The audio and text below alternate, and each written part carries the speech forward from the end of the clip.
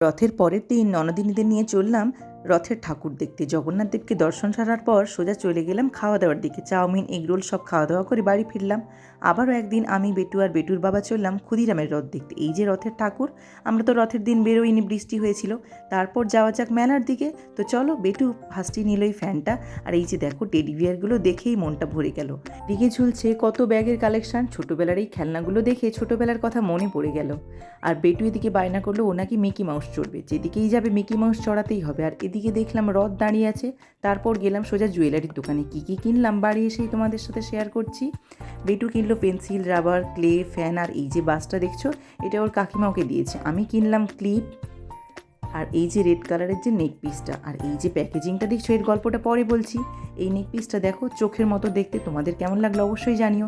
এই ইয়াররিংসটা আমি আগে দেখেছিলাম, সেদিন বেটুর বাবা কিনে দেয়নি, অথচ নিজে কিনে এনে পরে আমায় গিফট করলো।